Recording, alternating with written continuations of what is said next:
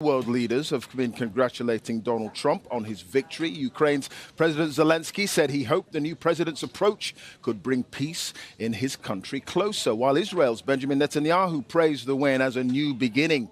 European leaders were quick to offer congratulations, although there is some private concern about what his victory could mean for European security.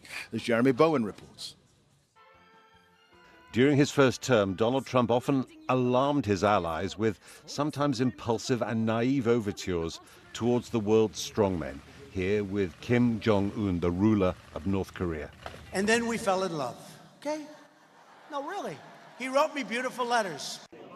Trump always wants to be the biggest man in the room, but he'll face more complicated challenges now than the first time round, since the summit in Finland in 2018, when he met Russia's President Putin.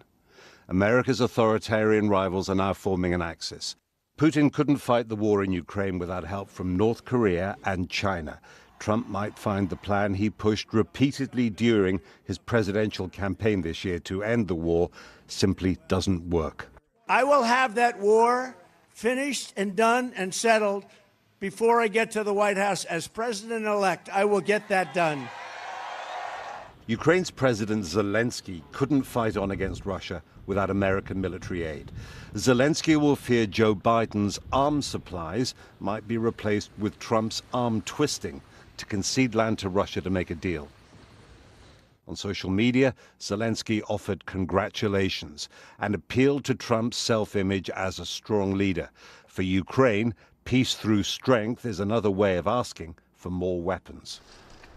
Russia's full-scale invasion of Ukraine has also taught America's Western European allies a hard lesson, that without U.S. military power, they would struggle to defend themselves. Trump will redouble the demands of his first term, that the Europeans need to spend more on defense. If not, he might threaten once again to take the U.S. out of NATO. From the Middle East came congratulations from Israel's Prime Minister Benjamin Netanyahu on what he called history's greatest comeback. Israel needed a lot of American help to defend itself against Iranian missiles. The Israelis couldn't fight on multiple fronts without U.S. military and diplomatic support. President Biden would not use that leverage to insist on a ceasefire. Middle East watchers here in Washington believe he might want to impose an American agenda on Israel's. The Middle East is also on the edge of drawing America into another major war in the Middle East. And I don't think Donald Trump, based on his record, wants that. So it's not that he cares about Palestinians or cares about Lebanon or cares about Iran. He may very well not agree with the theory of the case that Bibi Netanyahu has, which is to expand the war and if need be, draw the United States into it. China will be a major challenge in the second Trump term. Since his state visit to President Xi Jinping in Beijing in 2017, China has made bigger strides towards rivaling America as the world's strongest power. On the eve of the election, Trump repeated his plan to put a big tax on imports from China and others, also known as a trade war. And I'm doing the same thing with China. We're going to tariff the hell out of them. Longer term, a real war is another risk, with growing military tension between China and Taiwan. Before he leaves office, Donald Trump might have to decide whether America will fight to defend an island 7,000 miles away across the Pacific. It's only 100 miles from the Chinese mainland. Jeremy Bowen, BBC News, Washington.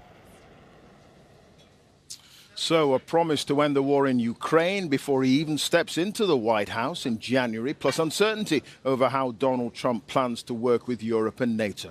In a moment, we'll speak to Katya Adler in Budapest. But first, Steve Rosenberg is in Sochi in southern Russia. Steve, first of all, what does this victory for Donald Trump mean, do you think, for Vladimir Putin? Well, we might find that out from the man himself tomorrow, Clive, because Vladimir Putin is expected here in the mountains around Sochi tomorrow at an event. He's expected to give his reaction to Donald Trump's election victory. Now, I know that Russian officials today have been working overtime trying to play things down and create the impression, and it's only an impression, I think, that everything is okay. But actually, I think unpredictability is a big concern in Russia with Donald Trump.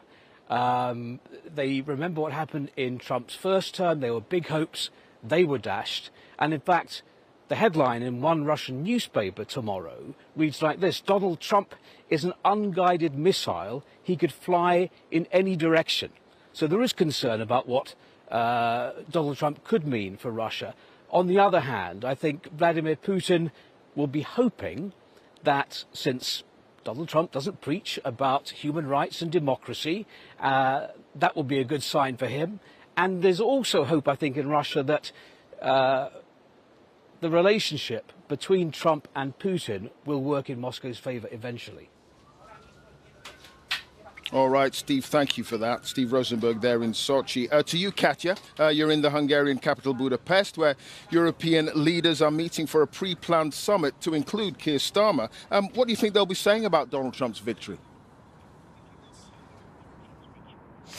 Well, yes, this is one of twice-yearly meetings between EU leaders and non-EU European leaders. So yes, Keir Starmer, but also Volodymyr Zelensky will be here. And the host of the meeting, Hungary's Prime Minister Viktor Orban, is a huge Trump fan. So we're hearing rumours in government circles that he's trying to organise a video call with Donald Trump tomorrow. But whether or not these European leaders talk to Donald Trump, they will definitely, Clive, be talking about him. Yes, they rush to congratulate him, but many here are concerned for three main reasons. One, security, because Europe looks to the US for defence when it comes to expansionist Russia or defending Ukraine. But Donald Trump is not a fan of NATO, the transatlantic military alliance. Number two concern, trade. For the EU, the US is its biggest trade partner, and Donald Trump is protectionist. He loves trade tariffs, and that is bad news for already sluggish European economies like Germany with its car industry.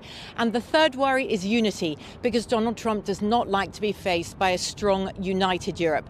Brussels, in particular, is worried that individual member states might rush to secure good relations with Donald Trump at the expense of the EU and weakening the bloc.